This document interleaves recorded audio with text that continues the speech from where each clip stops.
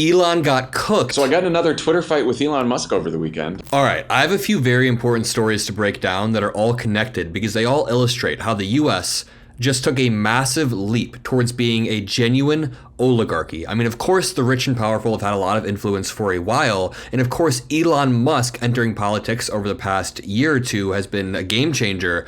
But what just happened over the past week is different. It's different. This article reads, lawmakers question Musk influence over Verizon FAA contract. And that's because Musk has essentially tanked a $2.4 billion contract with Verizon so that Starlink could get that contract. Before we even break down that story, I want to talk about another similar story of somebody using their money to have influence on Donald Trump. This one is insane. And I just want to highlight all of this is happening out in the open. All out in the open, and the onus is now on us to call it out. So make sure you drop a like. Make sure you subscribe. I'm making my hotel room videos as always. And this says, a businessman who pumped $75 million into the Trump family-backed crypto token finds himself in a fortunate position this week as federal security regulators are hitting pause on their civil fraud case against him. Wow. What a coincidence. All you had to do was pump $75 million into Trump's coin, and then the SEC will give you a massive break. And it says on Wednesday, lawyers for the Securities and Exchange Commission and Justin Sun, a 34-year-old Chinese crypto entrepreneur, asked a federal judge to put the agency's case on hold, citing the interests of both sides. And again, this came just days after he pumped $75 million into World Liberty Financial, which is a crypto company backed by the Trump family. Not just backed by it, it's led by Dumb and Dumber, Don Jr. and Eric. So it's all blatant corruption out in the open. This says the pause is a 180 for the SEC. They did a complete 180 after the $75 million, which is America's top financial regulator, which 2 years ago charged Sun and his companies, BitTorrent, Rainberry, Tron, with selling unregistered securities and fraudulently manipulating the price of digital token Tronics. Sun and his companies sought to have the case dismissed, but yeah, I've been following this time and time again. They said no. The case is not going to be dismissed. The SEC said hell no until something changed. Or 75 million things changed, I guess. Sun is a polarizing figure within the world of crypto. A lot of people think he's a scammer. He kind of is a scammer. In which he became one of the most prominent investors in the World Liberty Financial crypto project, which is backed by the Trump family. And it's just insane because it also says, which he's touted in social media posts, could set the Trump family up to eventually collect tens of millions of dollars, as the Trump family is entitled to 75% of the token's revenues. Lord have mercy.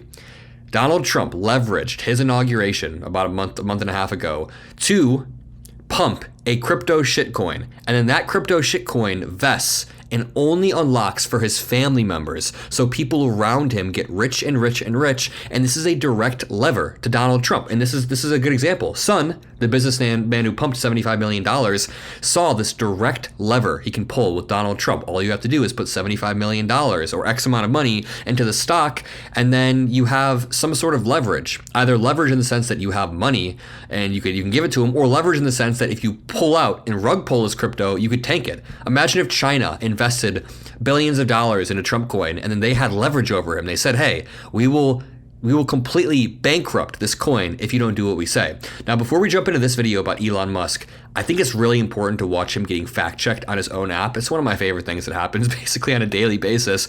Jon Favreau, not the director, Jon Favreau from Pod Save America, got in a fight with Elon Musk, and Elon was wrong like 4 times in a row. Just watch this. So I got another Twitter fight with Elon Musk over the weekend. He called me Dollar Store Jon Favreau and said I'm an imbecilic propagandist who lies to score cheap political points. That's the dollar store catching strays. So here's what he was mad about. When Trump and Elon unilaterally eliminated almost all of USAID, they had Marco Rubio go out and promise that they would exempt all life-saving assistance, which is basically food and medicine that the government had already bought and promised to people who are starving or sick or desperately need help. But they did turn off that life-saving assistance. And everyone knows that. Everyone who works on these issues, every media outlet that's reported on this, every court that's looked at it. The most senior guy at USAID that Trump and Elon hadn't fired just tried to sound the alarm about this in a memo, and then he got fired too. So on Saturday, I see this CNN story on Twitter about a company in Georgia that makes these packets of this incredible incredible peanut paste that can literally keep a severely malnourished child alive. They're like 25 cents a packet. The guy who runs the warehouse has a shipment ready to go out that can save about 400,000 kids, mostly in Africa. On each packet, it says, "From the American people, USAID." Doge tells the guy in Georgia that the government contract is canceled. Not future contracts, not the next contract, this contract. For $10 million that was already spent on packets of peanut paste just sitting in a Georgia warehouse. I pointed this out on Twitter, and that's when Elon told me I'm a dumb liar and the lesser Jon Favreau, which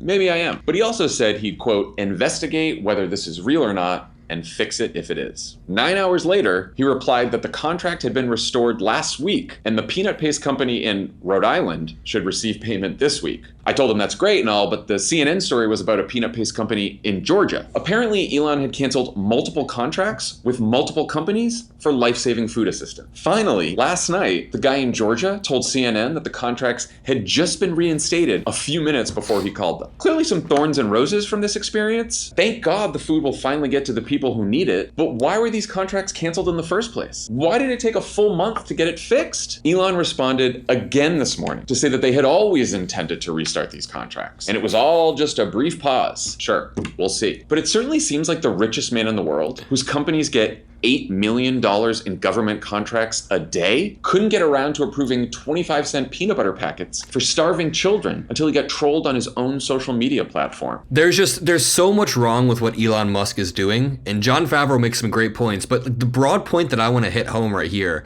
is that you cannot pause life-saving assistance. You cannot pause assistance that is meant to save lives across the globe because this stuff requires consistency and maintenance. There are certain virus prevention techniques in other countries that US aid would employ, and that would actually help stop the spread of viruses before the viruses get to the US. Like, US aid is funding a bunch of projects, or they were funding a bunch of projects to stop the spread of deadly diseases in other countries before those diseases or viruses could reach the US. Now, if you pause that, if you pause deadly disease prevention, what's gonna happen is the maintenance, the consistency needed isn't gonna happen. Like, this dude accidentally paused our fight against Ebola. It says, Musk says work to stop Ebola was accidentally cut, but restored. You can't accidentally cut life-saving work, and if you do, it will be fatal very quickly. Some of these vaccines, or some of these safety measures, they take very, very consistent measures. So if you miss a week, for example, say Elon Musk cuts something for a week and then restores it,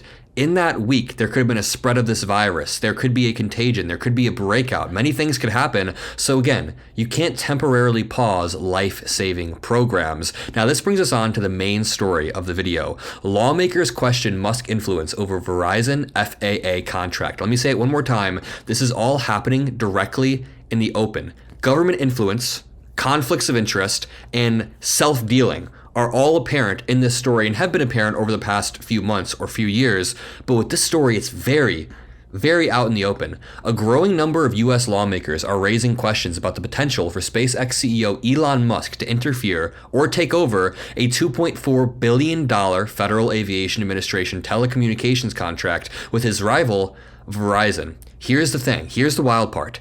The government, or the FAA, was very close. They were supposed to start sending these payments out. Next month, these payments were supposed to start going out and going out and going out to Verizon, and Elon Musk is about to press the pause button right before this happens. Quote, Musk, a senior advisor to President Donald Trump who owns the satellite company Starlink, has sharply criticized the current FAA telecom system. This says, quote, Elon Musk's tweets suggest he is trying to interfere in the air traffic control system, including trying to cancel FAA's $2.4 billion competitively awarded telecommunications upgrade contract in favor of a sole source installation of his Starlink services. It sure seems to raise serious red flags, said Senator Maria Cantwell, which is true. The FAA in 2023 awarded Verizon a contract worth up to $2.4 billion over 15 years. This happened in 2023. So 2 years ago, this contract was awarded. They've been putting everything in place. They've been building it. They've been ready to send these payouts. And now Elon Musk is trying to tank it. He is openly trying to use his influence and his influence within his admin or on social media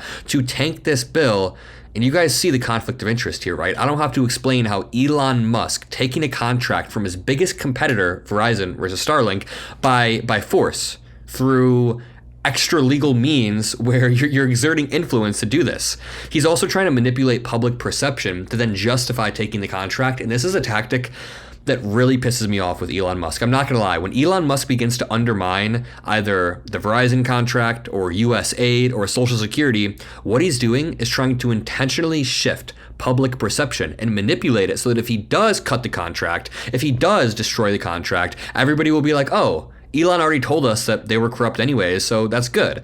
It's wild because this week FAA said it was testing 3 Starlink terminals at a government facility, and this was likely due to pressure from Elon Musk over the past month. But I will leave it at that.